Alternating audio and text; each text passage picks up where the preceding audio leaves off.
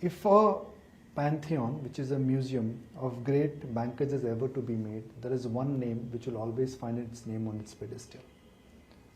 Mr. KV Kamath. Veteran banker, someone who has a deep understanding of the banking and the financial sector. He understands growth, which is part of his DNA, and he's seen the banking sector evolve through peaks and troughs. At 77, he still feels young because he's chairman of one of the youngest company in the world. But even though he's young, he's got years and years of experience, and which is what we would like to really tap in for our viewers. Request him to share his understanding of the banking sector, technology, and at 77, what keeps him going? His fitness mantra, his spiritual regime, and what his views are for someone in the fintech space. So nice to have you, sir, on Nikunj. Thank you, for joining us. I just don't know from where to start, because there is so much which we would like to cover in next 25-30 minutes that we have a lot to understand. Let's start, sir, with the big picture of the Indian banking sector. For a sector which went through a very strong transient phase post IL&FS and COVID, today is in a resilient phase. The growth is enviable, NPAs are manageable, and the asset quality, I think, is quite amazing. Do you think the trend in the banking sector, which is growth and low NPAs, that could be a 3 to 5 year phenomenon? Yeah, I think it's going to be a longer phenomenon. And the financial sector, and because things have evolved in the last 2-3 decades, is going to underpin the growth story of India. The Amrit Kal 25-year, and then you need a strong financial sector. You need to look at, go back, Japan, and then the Asian tigers, more recently China. It's now our turn. When the economy starts rolling, this sector provides the momentum to it. So it's a long-term story, at least 5 to 10 years. It continue to be relevant even after that, but there will be other sides of the economy which will take the baton and run thereafter. How do you see the dynamics changing? Because exactly 5 years ago, PSU banks were recapitalized. They had no capital to lend. Private banks is where light amount of market share was going. Fintech was just about getting, getting born. Now you have a vibrant PSU banking system, active private banking space, and fintech, which in a sense are the clear overplay. So the three players, I think, are very clearly visible now. And they're in harmony.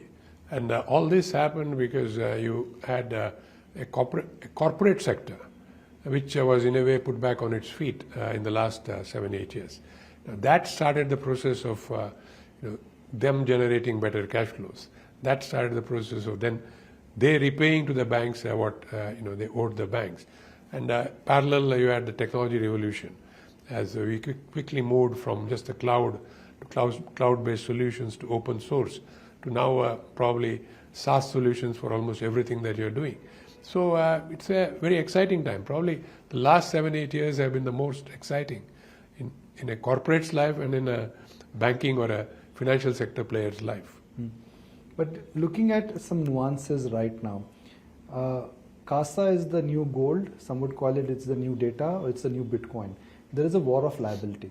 So while banks are growing, they have a challenge in terms of maintaining that kind of pace on deposits. Is that a reasonable concern for the sector per se? Yeah, I think it is. My view is it is going to be there to stay.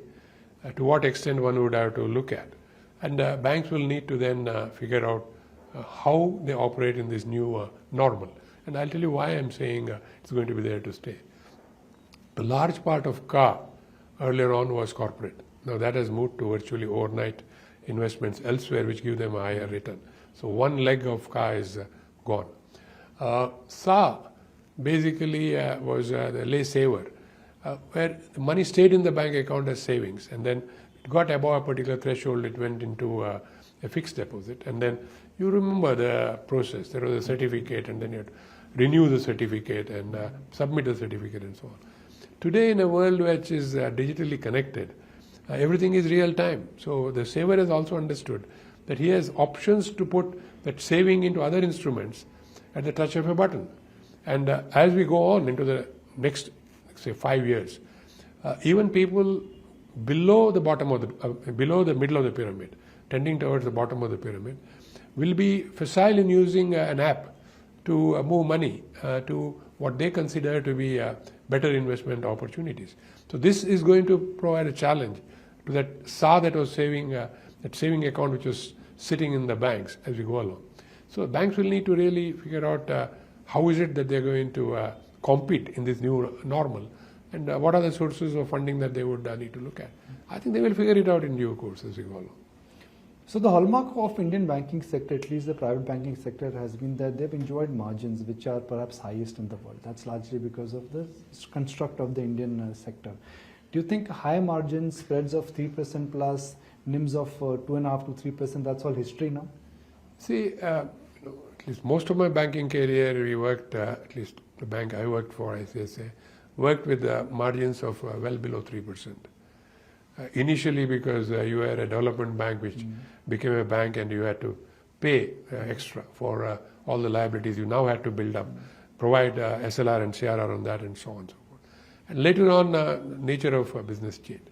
So I think this current high margin and high NIM business is transitionary. It is partly fueled by the high NIMs that we are seeing in the Fintech space. But to me, it is transitionary. So what will happen? I think NIMs will have to correct because it should be affordable to the borrower also. So banks will need to now learn to do things in a lean way. Lean in terms of their processes, lean in terms of technology, and try to bring that cost income ratio down significantly. And I would dare say the target I would have set if I were anywhere here is to say, can I operate at a cost income ratio half of what I am now operating at? Because then that will allow me to take NIMs down, be competitive, and pass on the benefit partly to my borrower and partly to my bottom line. So do you see a reset, sir? Because the competition will intensify. Some banks will be able to pass on costs, some banks will not be able to pass on costs, especially the legacy banks. So then are we looking at repricing of loans? Are we looking at pressure on NIMs going forward in 3 to 5 years? Yeah, because I don't see an alternative. And life may not be as hard as they believe it is, because it's going to be, because technology is now becoming so agile, and so I would say it provides you comfort that you can actually take the existing technology in a bank and virtually float in a completely new platform at probably 1/10 the cost that you are paying today. Is still not sinking in. The risk is looked at as overwhelming. But as long as 1 or 2 brave banks take that risk and maybe float in new technology for parts of their operations, and that is observed to be successful, then there will be a rush to migrate. Fintechs are already able to do that. So fintechs are not able to make money for other structural reasons, not because their technology cost is high. So I think there has to be a learning from the fintech business, which will seep into the banking and rest of the financial services space, which then will provide this opportunity. Mr. Kamath, every bank is taking a lot of pride in the retail book. They say retail book is growing, which is more than half of the total book. There are no NPAs there, and they are very careful in terms of using technology and AI to ensure that NPAs don't come. But Reserve Bank of India has a different take on how unsecured loan in the retail book is growing. What is your take? Long back when we had just started credit card business, and there weren't too many people in the credit card business at that point in time, I was told by either Visa or MasterCard that the fraudster is only at max 3 to 6 months behind you. So whatever algorithms that you have in terms of AI that you use to keep the fraudster out, he's going to very quickly crack it. So you need to be ever vigilant and then have a healthy blend of unsecured and secured lending, which will keep you in good shape. So just now, the caution or the red flag raised by the Reserve Bank in terms of increasing the risk weightage, I think is very appropriate. And that will probably correct things which otherwise could have gotten to a situation where it was not going to be correctable. A lot of fintechs also, Mr. Kamath, they are in a sense not doing loan syndication. They are borrowing between two individuals, whether it is B2B or B2C, that runs into north of 25% plus. And I wonder that if somebody is borrowing at 25% plus, looking at the cost of the economy, I mean, this is like a time bomb ticking, because it's a matter of time they'll default in servicing the loan. See, I will look at 3 data points to put in risk which the regulator probably definitely saw when this call was taken. The fact that large number of borrowers who are borrowing from the new environment that is out there and providing funds are sitting with multiple loans. Now, once you sit with multiple loans, you start juggling. So you start evergreening. And then you have got credit card debt, so you fiddle with that. So I think there are so many ways in which the borrower is fiddling that the bank or the intermediary is not able to realize this. Okay, let me also add that as a risk layer, because now there is an intermediary who is originating that loan for a set of banks. So you are adding another layer of what I would call, it becomes invisible to the final lender as to what is the embedded risk in the product or in the borrower. So there are a whole lot of great things that are happening here. And along with that, I would think any dropping of guard could be very risky. And that's probably what made Reserve Bank increase the risk weightage. My own view is that's a very appropriate measure to bring down this sort of exuberance in a gradual manner. Not too late, not too quick so that you don't destabilize anything, allow things to sort out. But at the same time, the message is very clear out there. Mr. Kamath, 2018 PSU banks were rescued, and they were rescued because of government recap. They had no capital to lend. Now the state has come where they are flushed with tier 1 capital, they were decent CASA, and they've also started hitting the market in terms of raising capital. Well, the worst is behind for PSU banks, but do you think ultimately PSU banks are still cyclical in nature? It's a matter of time something will haunt them? See, there are many more things that have happened, Nikunj. I think they are also as adept at using technology, or more or less as adept as using technology as any other player. So that is a big plus. I think people are very competent, so that's a big plus. Then the other key thing is the regulatory structure has also become tighter. So I don't think in today's world it is very easy to suddenly run up NPAs which are, say, twice or thrice what the base that you're now talking of, and hide it. That is not possible anymore. So almost every player in the system now is got a net NPA less than 1%, probably less than 0.75%. In my 50 years, I have not seen this happen before.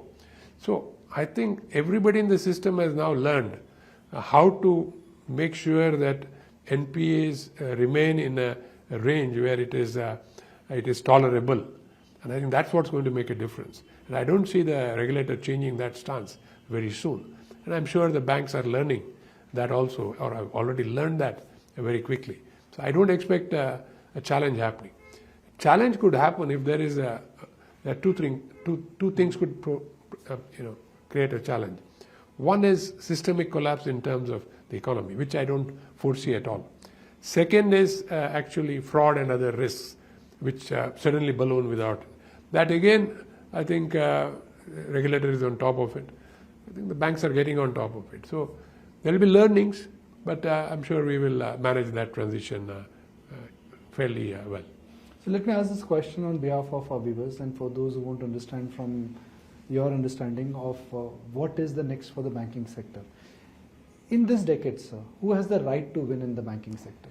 Yeah, it's very simply 3 things. One is somebody who creates that trust in the minds of your counterparty, your customer, who provides the customer the best convenience, and that will come through technology. I'll give you a small anecdote, Nikunj. This goes back 25 years when we had a brand which was just being built. I say it was not a retail brand. But we had started introducing technology, ATMs, net banking, that.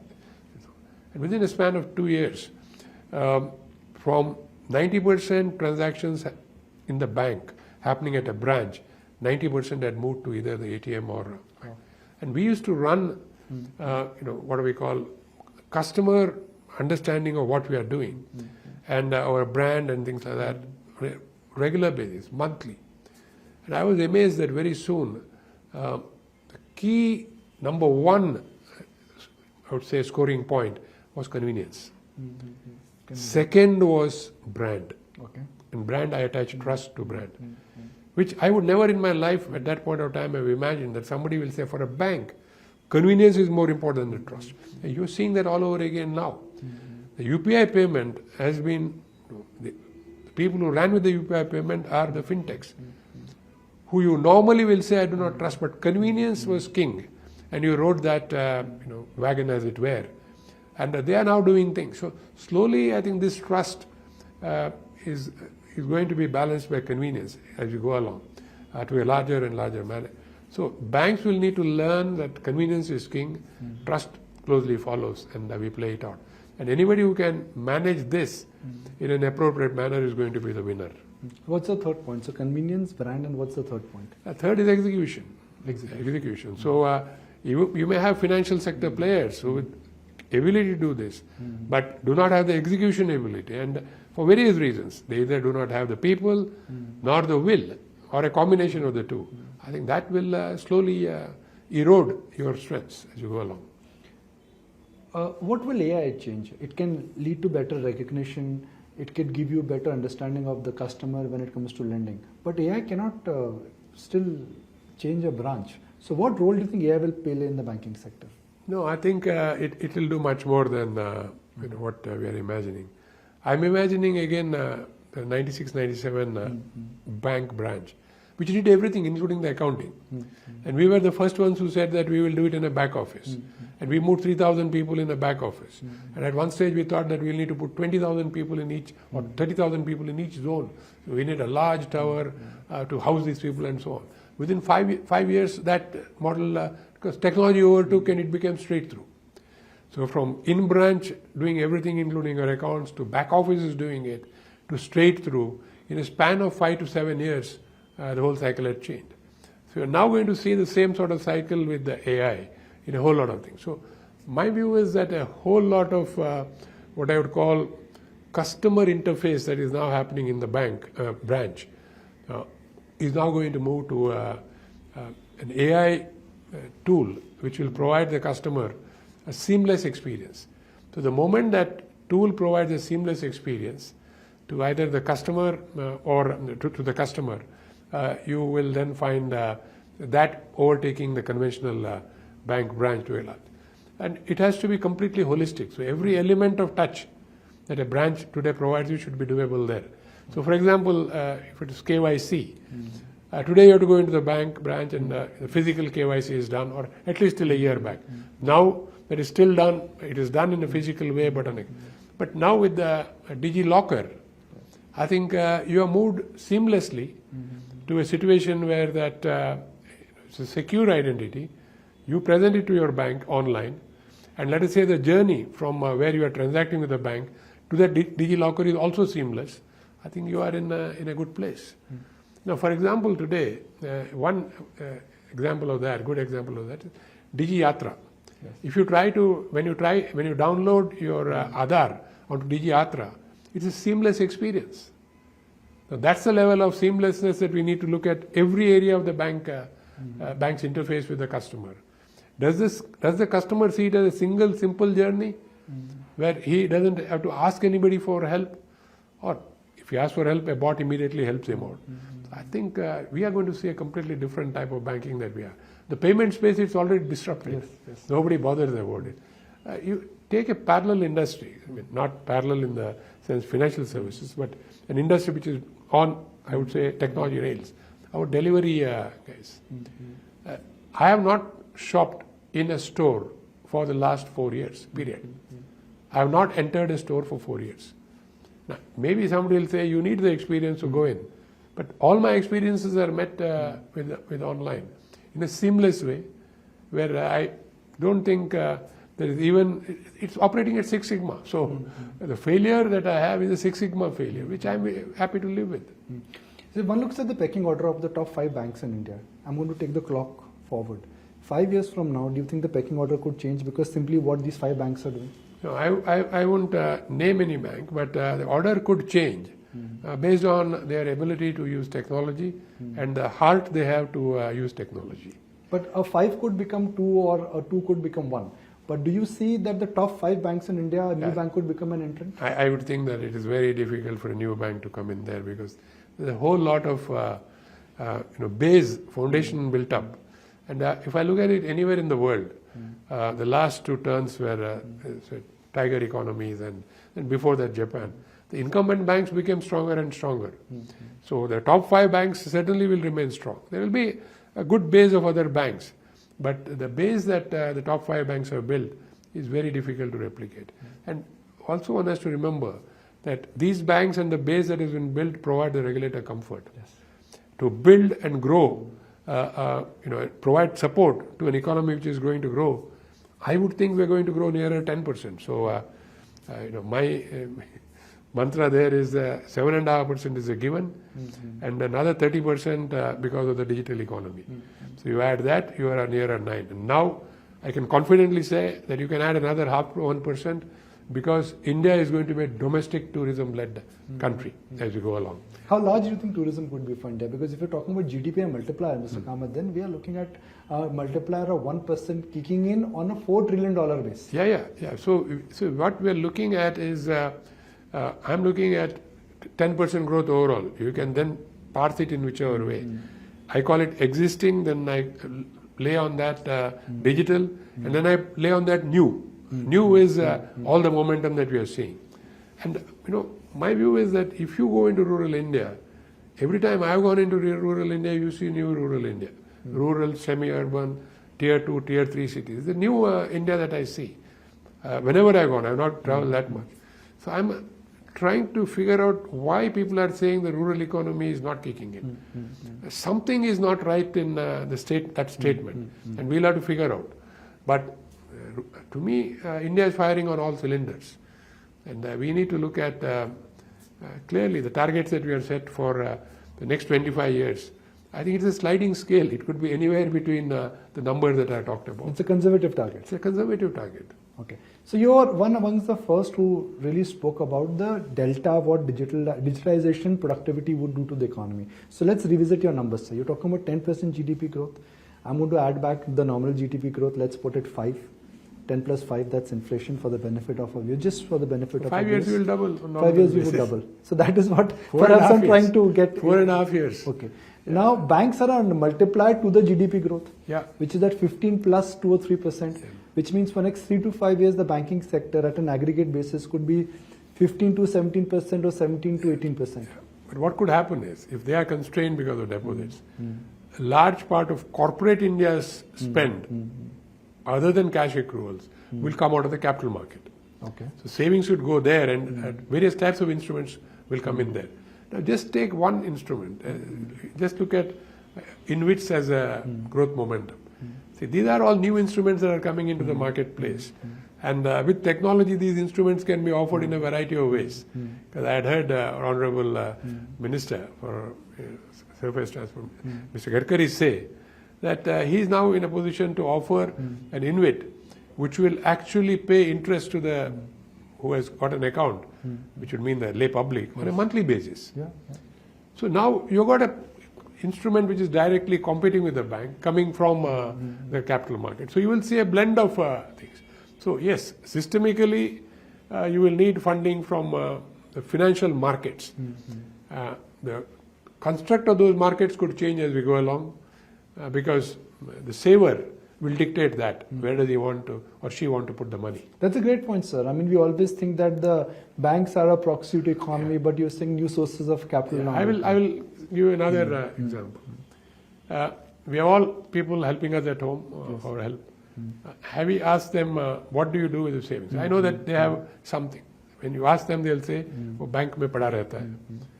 So why is that saving not going to the next step, into a fixed deposit account or into a product, a simple SIP? And now I'm hearing a 250 rupee SIP or 1,000 rupee SIP. But now my initial reaction would have been that they are safer in a bank because they know how to deal with the bank. They were just about learning on the app. But now imagine that they are able to deal with the same facility in a facile way with an app from somebody who's providing you a mutual fund. not one mutual fund, but he, let's say, puts money into 3 mutual funds. A single app which tells you in real time what your balance is and whether it's growing or not. And through a simple SIP, in an amount which you can bear a risk, but clearly will save over 25 years and force you to save over 25 years. Now, this is a simple tool. Now, till now I would have hesitated to tell this household help, you do this. But 1 month back I heard of something called MF Central. Okay. If you heard of MF Central, MF Central is an app. So now again, so now we have to educate all of us. MF Central is an app which has been brought out at SEBI's instance by the 2 registrars, CAMS and KFIN. It takes 30 seconds to download and activate, and gives you real time all your mutual fund holdings across all mutual funds at real time. Real time in that if it's not listed, at end of the day is the net asset value. So overnight you will have your net asset value. But you try to get the same thing from anywhere else, you will struggle to find that info. And you've got multiple mutual funds, you're now struggling and juggling. Here at one press. Now all you have to do is a bank app and a mutual fund MF Central app. And I am then fairly comfortable that this person who is just about able to read an app will know what are in his what savings he has got, and to recommend to him that part of your salary should go into a SIP. So I see transformation. Transformation. So I'm just going to take the clock back and maybe not extend the appointment beyond 2 questions. You'd made this point, I think, in 2021 that the Fintech is here to stay, but Fintech valuations will not stay. And then interest rates went higher, Fintech went through a funding winter. What is your take on the Fintech world? It's not changed. Valuations are still Fintech is definitely they have built great platforms, but I think the basic mistake is the VCs thought that they could get it to a price which they thought is right. I wouldn't say anything more, and then leave it to the marketplace, the public marketplace. The public marketplace, at least in this country, has turned out to be much smarter than that. So unless you show a solid bottom line or visibility on the bottom line, you are not likely to get funding. Until that is changed, winter will probably ease, but it won't be a summer in full bloom or a spring in full bloom. If we use a time capsule, literally, one of those time science fiction movies where we can travel back into time. So if you have to travel back into time and go back to 1997 and imagine you incubating ICICI Bank, but you have internet available with you and you have advantage of UPI, how would you be incubating ICICI Bank? How would you be incubating a big bank that time? It would be a completely new, different approach. People said we took risk with not moving to a mainframe, moving to. We would have taken further risks because we would have learned from the internet guys. Because a lot of things that we did in ICICI in those days, the 90-day rule, came from the internet boom of that time. And it was actually at a tech startup conference where you had garage startups talking, where I was the outsider. And I heard this 90 days concept to market type of thing. And we tried to use that in what we did. We would have used it in everything that we did. But it would have been a completely different universe. The staffing would have been significantly lower, the branches would have been significantly lower, and you would have driven technology rails all the way. So tech is the center focus of what you would be doing now? Tech would continue to be the center focus of what all of us need to do in this country, because that's what's going to give us the momentum for the Amrit Kal. And again, if we were late to the party, good for us, because we are now entering any area of technology that we look at. We are entering probably at 1/5 to 1/10 the cost of the technology, what somebody else paid for the technology. So, and at this scale that we are talking of. At 77, you're incubating a new business, chairman of Jio Financial Services. They say that after 69, Indians should retire, but you've taken a challenge of a new innings. What keeps you going, sir, at 77? So at 68, 69, I had one challenge, to go into a different country and work with 5 different cultures and 5 different countries to set up an institution. So in a way, I think it got conditioned. But I think it's just the excitement of building or contributing to this new India.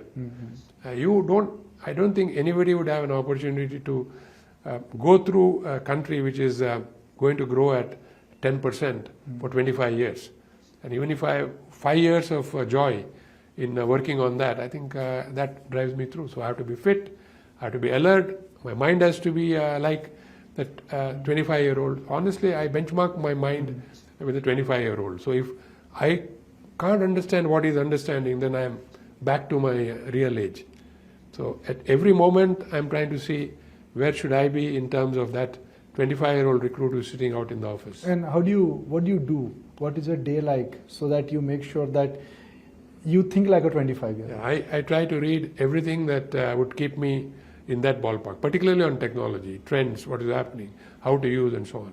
And then there are well-wishers who drop hints. So one of the biggest hints that I got was a few years back when Vishal Sikka mentioned to me that AI is, the price performance is doubling every 3.4 months. Okay. And prior to that, the benchmark was Moore's Law, where you could say price performance squared every 2 years. Now, squared every 2 years against 3.4 years, 3.4 months doubling. If you take it through the year, that's 10x increase in a year. So you can imagine what the performance is improving or the price is dropping for the same given performance.